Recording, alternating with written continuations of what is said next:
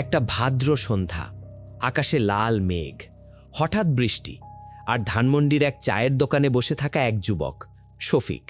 তার হাতে একটি বই, কিন্তু সেই বইয়ের ভেতরে লুকিয়ে আছে অদ্ভুত এক গল্প, ভালোবাসা, রহস্য আর এক অস্থির সময়ের ইতিহাস। একজন তরুণ শিক্ষক, 16 বছরের এক মেয়ের জন্মদিন, আর ধীরে ধীরে বদলে যাওয়া একটি দেশের ভাগ্য। আজকের এই গল্প শুধু মানুষের নয়, এটি সময়ের গল্প, সম্পর্কের গল্প আর ইতিহাসের ছায়ায় হারিয়ে যাওয়া জীবনের গল্প। চলুন শুরু করি সেই রহস্যময় যাত্রা। ভাদ্র মাসের সন্ধ্যা, আকাশে মেঘ আছে, লালচে রঙের মেঘ, যে মেঘে বৃষ্টি হয় না, তবে দেখায় অপূর্ব। এই গাঢ় লাল, এই হালকা হলুদ, আবার চোখের নিমিষে লালের সঙ্গে খয়েরি মিশে সম্পূর্ণ অন্য রং। রঙের খেলা যিনি খেলছেন, মনে হয় তিনি সিদ্ধান্তহীনতায় ভুগছেন। শফিক চা খেতে খেতে আকাশের রঙের খেলা দেখছে। সে চা খাচ্ছে ধানমন্ডি 10 নম্বর রোডের মাঝখানে একটা চায়ের দোকানে। অস্থায়ী দোকান ছিল, এখন মনে হয় স্থায়ী হয়ে গেছে। হালকা পাতলা শিরীষ গাছের পাশে দোকান। শিরীষ গাছের মধ্যে তেজি ভাব লক্ষ্য করা যাচ্ছে। সে আকাশ স্পর্শ করার স্পর্ধা নিয়ে বড় হচ্ছে। শফিক চা শেষ করে পকেটে হাত দিয়ে দেখে মানি ব্যাগ আনেনি। এরকম ভুল তার সচরাচর হয় না। তার আরেক কাপ চা খেতে ইচ্ছা করছে, চায়ের সঙ্গে সিগারেট। শফিক মনস্থির করতে পারছে না, সঙ্গে মানি ব্যাগ নেই, এই তথ্য দোকানিকে আগে দেবে নাকি চা সিগারেট খেয়ে তারপর দেবে। শফিকের হাতে বিভূতিভূষণের একটা উপন্যাসের নাম ইছামতি। বইটির দ্বিতীয় পাতায় শফিক লিখেছে অবন্তীকে শুভ জন্মদিন। বইটা নিয়ে শফিক বিব্রত অবস্থায় আছে। বইটা অবন্তীকে সে দিবে নাকি ফেরত নিয়ে যাবে?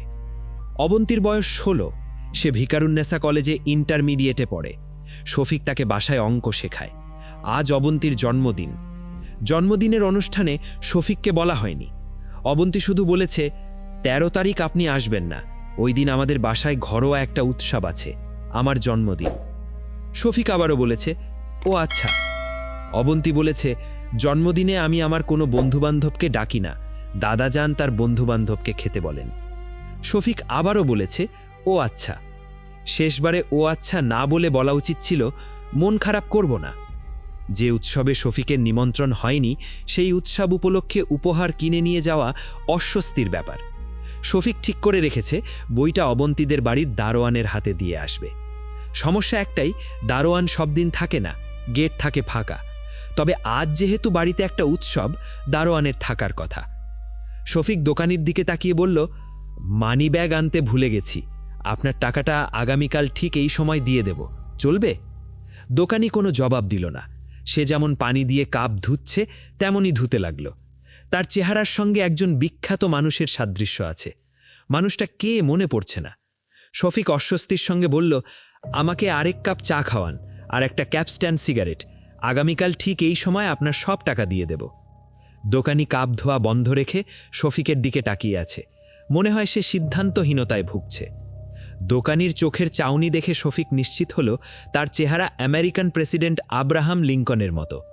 দোকানি বলল, আমার হাত ভিজা, আপনি বয়ম খোলা সিগারেট নেন। ভাদ্র মাসের লাল মেঘে বৃষ্টি পড়ার কথা নয়, কিন্তু বৃষ্টি পড়া শুরু হয়েছে। ফোঁটা ঘন হয়ে পড়ছে। আশ্চর্যের কথা, ব্যাঙ ডাকছে। আশেপাশে ডোবা নেই যে ব্যাঙ থাকবে। ধানমন্ডি লেকের কোনো ব্যাঙ কি রাস্তায় নেমে এসেছে? বর্ষায় কই মাছ পাড়া বেড়াতে বের হয়, ব্যাঙরা কি বের হয়? শফিক ইছামতি বইটা সিগারেটের বইয়মের ওপর রেখে চায়ের গ্লাস হাতে নিয়েছে। দোকানি বলল, আপনি ভিজতেছেন কির জন্যে? চালান নিচে খাগান, ভাদ্র মাসের বৃষ্টি আসে আর যায়, এক্ষণ বৃষ্টি থামব, আসমানে তারা ফুটব। শফিক দোকানির পাশে বসেছে, সিগারেট ধরিয়ে চায়ের কাপে চুমুক দিচ্ছে। বৃষ্টি থামার কোনো লক্ষণ দেখা যাচ্ছে না। চায়ের দোকানের সামনে কালো রঙের একটা কুকুর এসে দাঁড়িয়েছে। কুকুরটা প্রকাণ্ড, দেশি কুকুর এত বড় হয় না। দোকানি বলল, কুত্তার শরীরটা দেখছেন, হালা ভোম বা জোয়ান? শফিক বলল, বিরাট। দোকানি বইয়াম খুলে একটা টোস্ট বিস্কুট ছুঁড়ে দিল। কুকুর বিস্কুট কামড়ে ধরে চলে গেল। সে মনে হয় টোস্ট বিস্কুটের বিষয়ে আগ্রহী না, কিংবা ক্ষুধা নেই। দোকানি বলল, প্রত্যেক দিন সন্ধ্যায় এই ভোম্বা কুত্তা আহে, এর একটা বিস্কুট দেই, মুখে নিয়ে চইলা যায়। করছি কুত্তাটারে ভালো মতো একদিন খানা দেব, গোশ ভাত। শফিক বলল, আপনার চেহারার সঙ্গে অতি বিখ্যাত একজন মানুষের মিল আছে। নাম এব্রাহিম লিঙ্কন, আমেরিকার প্রেসিডেন্ট ছিলেন। দোকানি বলল, গরিবের আবার চেহারা কি? আপনার নাম কি? গরিবের নামও থাকে না, বাপ মা কাদের বলে ডাকে। আমার নাম কাদের মোল্লা। নামের শেষে মোল্লা কেন লাগিয়েছে আমি জানি না। নামাজের ধারে কাছে নাই, মাকুন্দা মানুষ। ছাতা মাথায় কে যেন এগিয়ে আসছে। অল্প বৃষ্টিতেই পানি জমে গেছে। লোকটা পানিতে ছপ ছপ শব্দ করতে করতে আসছে। শফিক আগ্রহ নিয়ে তাকিয়ে আছে। দূর থেকে মানুষটাকে চেনা চেনা লাগছে। অবন্তীদের বাড়ির দারোয়ান কালাম ছাতা মাথায় দোকানের সামনে এসে দাঁড়িয়েছে। মনে হয় বিড়ি কিনতে এসেছে। শফিক বিব্রত গলায় বলল, বৃষ্টিতে আটকা পড়েছি। কালাম বলল, ঘরে আসেন, ঘরে আইসা বসেন। শফিক বলল, ঘরে যাব না, তুমি অবন্তীকে এই বইটা দিও, তার জন্মদিনের উপহার। বই দিতে এসে বৃষ্টিতে আটকা পড়েছি, বইটা সাবধানে নিও, বৃষ্টিতে যেন ভিজে না। কালাম বলল, বই আপার হাতেই দিব, আপনি টেনশন কইরেন না। শফিক উঠে দাঁড়ালো। বৃষ্টি থামার জন্য অপেক্ষা করা অর্থহীন। এই বৃষ্টি থামবে না। ভয়ঙ্কর কালো কুকুরটা আবার উদয় হয়েছে। সে যাচ্ছে শফিকের পেছনে পেছনে। শফিক কয়েকবার বলল, এই বললাম যা। লাভ হলো না। পানিতে ছপ ছপ শব্দ তুলে কুকুর পেছনে আসছেই। অবন্তীর দাদা সরফরাজ খানের হাতে ইছামতি বই। দারোয়ান বইটা সরাসরি তার হাতে দিয়েছে। তিনি প্রথমে পাতা উল্টিয়ে দেখেন লুকোনো কোনো চিঠি আছে কিনা। বদমাশ প্রাইভেট মাস্টারেরা বইয়ের ভেতর লুকিয়ে প্রেমপত্র পাঠায়। অতি পুরনো টেকনিক। চিঠি পাওয়া গেল না। বইটা তিনি ড্রয়ারে লুকিয়ে রাখলেন। সরফরাজ খান আতশোয়া হয়ে আছেন।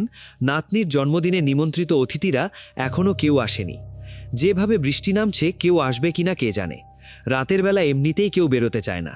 দেশের আইন শৃঙ্খলা পরিস্থিতি শোচনীয়। মুক্তিযুদ্ধের সময় যে অস্ত্র মানুষের হাতে চলে গিয়েছিল তা সব উদ্ধার হয়নি।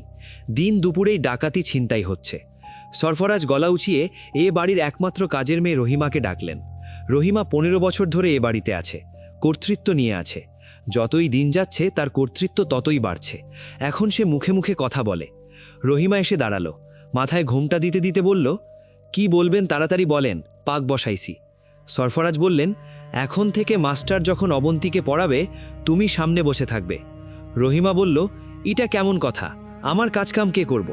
সরফরাজ কঠিন গলায় বললেন, এ বাড়িতে আমি আর অবন্তী এই দুজন মানুষ, এত কাজকর্ম কোথায় খোলে, শুধু বাড়তি কথা। রহিমা বলল, দুইজন মানুষ এটা কি বললেন? আমরারে মানুষের মধ্যে ধরেন না? আমি আছি, ড্রাইভার ভাই আছে, দারোয়ান আছে। অবন্তী ছাদে হাঁটছে, তবে বৃষ্টিতে ভিজছে না। তার গায়ে নীল রঙের রেইনকোট।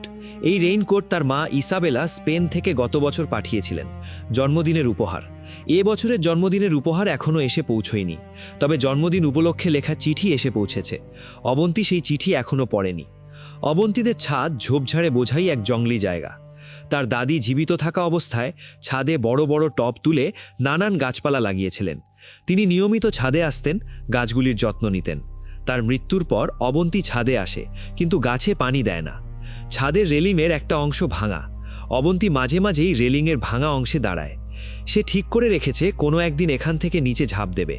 ঝাঁপ দিয়ে যেখানে পড়বে সে জায়গাটা বাঁধানো, কাজেই তার মৃত্যুর সম্ভাবনা আছে। রহিমা বলল, আপনারে দাদা ডাকে, মনে হয় কোনো জটিল কথা বলবে। অবন্তী বলল, দাদাজান জটিল কথা বলবে? সরফরাজ বললেন, বলবো। অবন্তী বলল, উপদেশমূলক কথা? জন্মদিনে উপদেশমূলক কথা শুনতে ভালো লাগে না। সরফরাজ বললেন, কি ধরনের কথা শুনতে ভালো লাগে? অবন্তী বলল, মজার কোনো কথা। অবন্তী বলল, আমার মায়ের নাম স্পেনের রানী ইসাবেলার নামে। রানী ইসাবেলা সারা জীবনে 2 বার মাত্র স্নান করেছেন। সরফরাজ বললেন, এটা তো মজার গল্প না, নোংরা থাকার গল্প। অবন্তী বলল, রানী ইসাবেলা যখন দরবারে যেতেন তখন পোশাক পরতেন। সরফরাজ বললেন, এই গল্প তোমাকে কে বলেছে, মাস্টার? অবন্তী বলল, উনি এই গল্প কেন করবেন, মা চিঠিতে লিখেছেন। সরফরাজ কঠিন গলায় বললেন, যে চিঠিতে এই গল্প আছে সেই চিঠি আমাকে পড়তে দেবে। অবন্তী হাসল। সরফরাজ বললেন, তোমার বিষয়ে কে ভাববে? অবন্তী বলল, আমার বিষয়ে ভাবার লোক আছে। সরফরাজ বললেন, লোকটা কে? অবন্তী বলল, তোমাকে বলবো না। দরজায় কড়া নাড়ার শব্দ হলো। নিমন্ত্রিত অতিথিদের কেউ মনে হয় এসেছে। অবন্তী দরজা খুলতে গেল।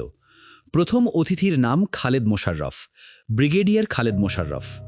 খালেদ মোশাররফ বললেন, মা কেমন আছো? অবন্তী বলল, ভালো আছি চাচ্ছু। খালেদ মোশাররফ বললেন, আজ তোমাকে অন্য দিনের চেয়ে একটু বেশি সুন্দর লাগছে। অবন্তী বলল, চাচ্ছু, আপনি যখনই আসেন এই কথা বলেন। খালেদ মোশাররফ বললেন, আমি মিলিটারি মানুষ, যা দেখি তাই বলি। খালেদ মোশাররফ বললেন, তোমার বাবার কোনো খবর কি পাওয়া গেছে? অবন্তী বলল, না। খালেদ বললেন, মানুষটা কি হারিয়েই গেল? অবন্তী বলল, বাবার বিষয়ে আশ্চর্য হওয়ার কিছু নেই, কিছুদিন পর পর ডুব দেওয়া তার স্বভাব। সরফরাজ ভেতর থেকে বললেন, কে এসেছে? খালেদ? খালেদ মোশাররফ বললেন, জন্মদিন নাকি? কার জন্মদিন? অবন্তী বলল, দাদা জানের। খালেদ মোশাররফ বললেন, আগে জানলে তো কিছু একটা নিয়ে আসতাম। অবন্তী বলল, এখনো সময় আছে। খালেদ বের হওয়ার সঙ্গে সঙ্গেই সরফরাজ বললেন, কে এসেছে? অবন্তী বলল, যে এসেছে সে চলেও গেছে।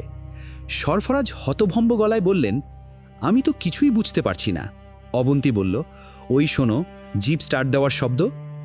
শফিক তার ঝিগাতলার বাসার বারান্দায় কেরোসিনের চুলায় ভাত বসিয়েছে। দুপুরে ডাল রয়ে গেছে, রাতে ডালের সঙ্গে ডিম ভাজা করা হবে। ডাল থেকে টক গন্ধ আসছে, মনে হয় নষ্ট হয়ে গেছে। শফিক ঠিক করল এখন থেকে বাড়তি কিছু রান্না করবে না, যতটুকু প্রয়োজন ততটুকুই রাঁধবে। শফিক রুটি খেতে পারে না, রুটি বানাতেও ঝামেলা। আটা দিয়ে কাই বানাও, বেলুন দিয়ে রুটি বেলো, তাওয়ায় শেকো, মেলা দিকদারি। সবচেয়ে ভালো হয় রাধানাথ বাবুর মতো একবেলা খাওয়ার অভ্যেস করলে। তিনি সূর্য ডোবার সামান্য আগে একবেলা খান। তাতে যদি তার সমস্যা না হয়, শফিকের কেন হবে? রাধানাথ বাবু এখন একটা বই লিখছেন, রবীন্দ্রনাথ এবং বৌদ্ধ ধর্ম। তার নানান রকম অদ্ভুত তথ্য দরকার হয়। শফিকের ওপর দায়িত্ব পড়ে তথ্য অনুসন্ধানের। শফিককে তিনি মাগনা খাটান না, প্রতিটি তথ্যের জন্য 20 টাকা করে দেন। রাধানাথ বাবুর কাছে শফিকের 40 টাকা পাওনা হয়েছে। রাধানাথ বাবু বলেছেন, রবীন্দ্রনাথ কোনো এক জায়গায় জীবন এবং মৃত্যুকে রমণীর 2 স্তন হিসেবে ভেবেছেন। স্তন হতে তুলি নিলে কাঁদে শিশু ডরে, মুহূর্তে আশ্বাস পায়ে গিয়ে স্তনান্তরে। শফিক আজই খুঁজে পেয়েছে, কাল সকালে যাবে, টাকাটা নিয়ে আসবে। শফিকের হাত একেবারেই খালি। হাত খালি থাকলে তার অস্থির লাগে, মনে হয় পায়ের নিচে মাটি নেই, চোরাবালি। চোরাবালিতে সে ক্রমে তলিয়ে যাচ্ছে। ভাত হয়ে গেছে, ডিম ভাজা গেল না। একটাই ডিম ছিল, সেটা পচা বের হয়েছে। শফিক টকে যাওয়া ডাল দিয়ে খেতে বসল। কয়েক নলা বেশি খাওয়া গেল না, শরীর উল্টে আসছে। আজকের ডাল মাখা ভাত অবশ্যই নষ্ট হবে না, কারণ বিশাল কুকুরটা তার পেছনে পেছনে এসে মেঝেতে থাবা গেড়ে বসে আছে। সে নিশ্চয়ই ক্ষুধার্ত। এত বড় শরীরের জন্যে প্রচুর খাদ্য দরকার। শফিক ডালমাখা ভাত উঠানে ঢেলে দিল। কি আগ্রহ করেই না কুকুরটা খাচ্ছে। শফিক বলল, এই, তোর নাম কি? কুকুরটা মাথা তুলে তাকিয়ে আবার খাওয়ায় মন দিল। শফিক বলল, আমি তোর নাম দিলাম কালাপাহাড়। কালাপাহাড় আরেকবার ঘেউ করে শুয়ে পড়ল। তার ডিনার শেষ হয়েছে। ঝড় বৃষ্টির রাতে সে আর বেরোবে না, এখানেই থাকবে। অবন্তী মায়ের চিঠি নিয়ে শুয়েছে। খাম খুলেই সে প্রথমে গন্ধ শুঁকল। তার মা চিঠিতে 2 ফোঁটা পারফিউম দিয়ে খাম বন্ধ করেন। আজকের গন্ধটা অদ্ভুত, চা পাতা গন্ধ। মার কাছ থেকে এই পারফিউমের নাম জানতে হবে। অবন্তী চিঠি পড়তে শুরু করল। শুভ জন্মদিন অবন্তী মা, তুমি যে তোমার ছবি পাঠিয়েছ এই মুহূর্তে তা আমার লেখার টেবিলে। আমি প্রবল ঈর্ষা নিয়ে ছবিটির দিকে তাকাতে তাকাতে তোমাকে লিখছি। তুমি আমার চেয়ে অনেক বেশি সুন্দর হয়ে পৃথিবীতে এসেছ। তোমার মতো বয়সে সবাই আমাকে ডাকত ফ্লাওয়ার। আমি তোমার নাম দিলাম স্বর্গের পুষ্প। একটাই ত্রুটি, তোমার চোখ আমার চোখের মতো নীল হয়নি। তুমি তোমার বাবার কালো চোখ পেয়েছ। তুমি চিঠিতে তোমার এক গৃহশিক্ষকের কথা লিখেছ। তুমি কি এই যুবকের প্রেমে পড়েছ? অতি রূপবতীদের কারো প্রেমে পড়তে নেই, অন্যরা তাদের প্রেমে পড়বে, তাই নিয়ম। তুমি কি আসবে আমার এখানে? যুদ্ধবিধ্বস্ত একটি হতদরিদ্র দেশে পড়ে থাকার কোনো মানে হয় না। তোমার জন্মদিন উপলক্ষে পারফিউমের একটা সেট পাঠালাম। তোমার 16 বছর হয়েছে বলে 16টা পারফিউম। এর মধ্যে তোমার কাছে সবচেয়ে ভালোটার নাম আমাকে লিখে পাঠাবে। যদি আমার পছন্দের সঙ্গে মিলে যায় তাহলে পুরস্কার আছে। মেঘ কেটে আকাশে চাঁদ উঠেছে। ভাদ্র মাসে চাঁদের আলো সবচেয়ে প্রবল হয়। চারদিকে পানি জমে থাকে বলে চাঁদের আলো প্রতিফলিত হয়ে ভাদ্রের চন্দ্ররাত আলোময় হয়।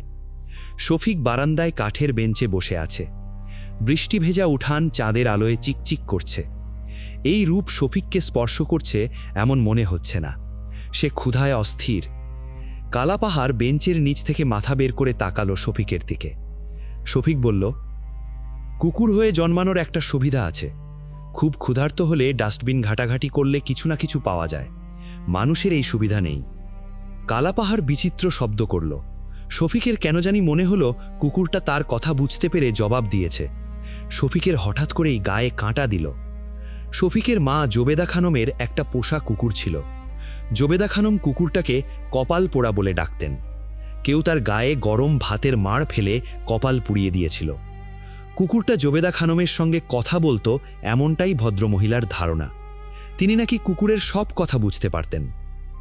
শফিক দীর্ঘ নিঃশ্বাস ফেলে ভাবল, আমার মা সিজোফ্রেনিয়ার রোগী ছিলেন। এইসব রোগীর ক্ষেত্রে এমন ঘটনা ঘটে। আসলেই কি তাই, নাকি অন্য কিছু? জগৎ অতি রহস্যময়। এক শ্রাবণ মাসের কথা। গভীর রাত, ঝুপঝুপ করে বৃষ্টি পড়ছে। জোবেদা শফিককে ডেকে তুললেন। বাবা, হারিকেন আর ছাতি নিয়ে একটু আগাতো। শফিক অবাক হয়ে বলল, কোথায় যাব? ঈশ্বরগঞ্জ থেকে তোর বাবা আসছে। কাঠের পুলের কাছে এসে ভয় পাচ্ছে। তোর বাবাকে একটু কষ্ট করে নিয়ে আয়। শফিক বলল, বাবা এসেছেন, এই খবর তুমি কোথায় পেয়েছ? জোবেদা বললেন, কপাল পোড়া আমাকে বলেছে। শফিক বলল, কুকুর তোমাকে বাবার সংবাদ দিয়েছে? শফিক শীতল গলায় বলল, এক কাজ করো, কুকুরের গলায় হারিকেন ঝুলিয়ে দাও, সে বাবাকে পুল পার করে নিয়ে আসুক। জোবেদা খানম ক্ষীণ গলায় বললেন, বাবা যা না, মায়ের অনুরোধটা রাখ। শফিক বলল, মা, তোমার কথা আমি 100 বার শুনব, কুকুরের কথা শুনব না। ঝড় বৃষ্টির রাতে কাঠের ব্রিজের কাছে যাব না।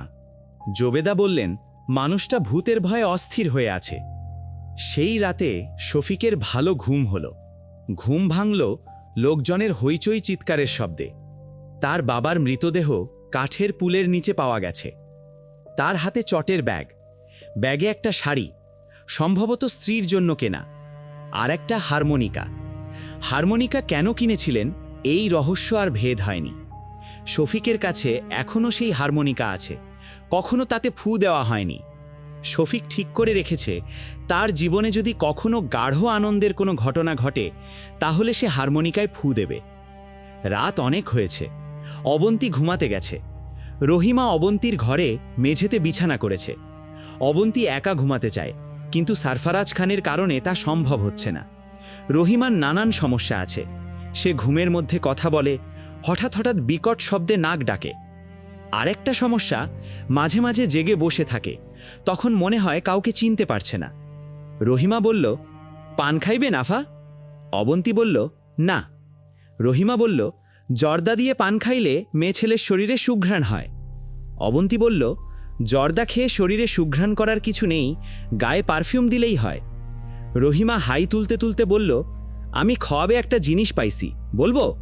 অবন্তী বলল, না, কথা বলা বন্ধ, এখন ঘুম। রহিমা বলল, খাওয়াবে পাইছি, মাস্টার সাহেবের সাথে আপনার শাদী হবে। অবন্তী কঠিন গলায় বলল, আমি আরেকটা কথাও শুনব না। রহিমা নিজের মনে বলেই যাচ্ছে। অবন্তী 2 হাতে কান চেপে ধরে শুয়ে রইল। গল্প এগোতে থাকলে দেখা যায়, অবন্তী ও তার চারপাশের মানুষদের জীবন ধীরে ধীরে বাংলাদেশের রাজনৈতিক অস্থিরতার সঙ্গে জড়িয়ে যাচ্ছে।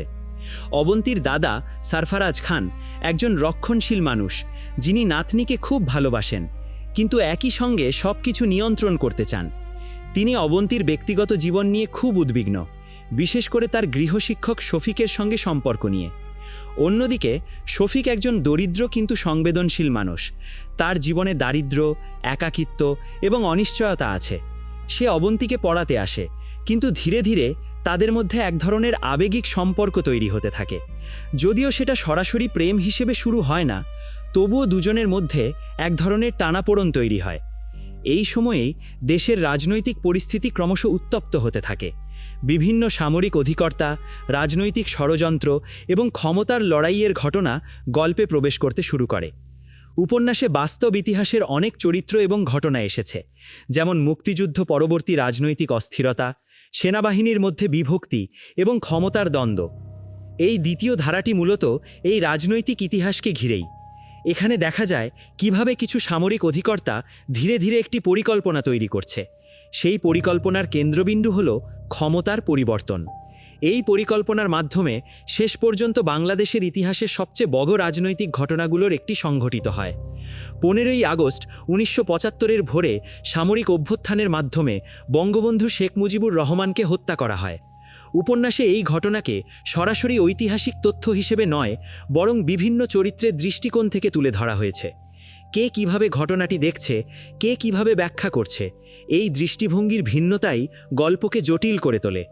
এই ঘটনার পর দেশ জুড়ে বিশৃঙ্খলা শুরু হয়, ক্ষমতার পালাবদল ঘটে, বিভিন্ন সামরিক নেতা সামনে আসে, খন্দকার মোস্তাক রাষ্ট্রপতির দায়িত্ব নেয়, পরে আবার অন্য অভ্যুত্থানও ঘটে।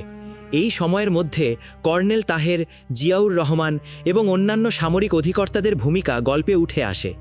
একটি গুরুত্বপূর্ণ অংশ হল 7ই নভেম্বরের ঘটনা, যেখানে সেনাবাহিনীর ভেতরের দ্বন্দ্ব আবার নতুন মোড় নেয়। কর্নেল তাহের এবং তার অনুসারীরা একটি বিদ্রোহের মাধ্যমে পরিস্থিতি পাল্টানোর চেষ্টা করে, কিন্তু শেষ পর্যন্ত তাহের নিজেই ক্ষমতার দ্বন্দ্বে পরাজিত হন এবং পরে তাকে ফাঁসিতে ঝুলতে হয়। এই সব রাজনৈতিক ঘটনার মধ্যে দিয়ে উপন্যাসের ব্যক্তিগত গল্পগুলো এগোতে থাকে। অবন্তী নিজের জীবন, নিজের স্বাধীনতা এবং নিজের ভবিষ্যৎ নিয়ে ভাবতে শুরু করে। তার জীবনের চারপাশের মানুষেরা, তার দাদা, তার শিক্ষক, সামরিক অধিকর্তারা প্রত্যেকে তাকে আলাদাভাবে প্রভাবিত করে। শফিকের জীবনও ধীরে ধীরে বদলে যায়। সে দেশের অস্থিরতা, দারিদ্র্য এবং ব্যক্তিগত সংগ্রামের মধ্যে নিজের অবস্থান খুঁজতে থাকে। কখনো মনে হয় সে একজন পর্যবেক্ষক, আবার কখনো মনে হয় সে নিজেই ইতিহাসের ভেতরে ঢুকে পড়েছে। উপন্যাসের শেষ দিকে লেখক দেখান যে ইতিহাস কেবল বড় বড় ঘটনার সমষ্টি নয়, এটা মানুষের ব্যক্তিগত জীবনের সঙ্গে গভীরভাবে জড়িয়ে থাকে। রাজনৈতিক সিদ্ধান্ত, সামরিক অভ্যুত্থান, ক্ষমতার লড়াই সবকিছুই সাধারণ মানুষের জীবনে প্রভাব ফেলে। এইভাবেই উপন্যাসটি শেষ হয়, একটি সময়ের প্রতিচ্ছবি হিসেবে। এখানে ব্যক্তিগত গল্প এবং জাতীয় ইতিহাস একসঙ্গে মিশে গেছে। পাঠক বুঝতে পারে যে এই গল্প কেবল কয়েকজন মানুষের গল্প নয়, বরং একটি দেশের অস্থির সময়ের গল্প। এভাবেই শেষ হয় এই গল্প, কিন্তু হয়তো প্রশ্নগুলো শেষ হয় না।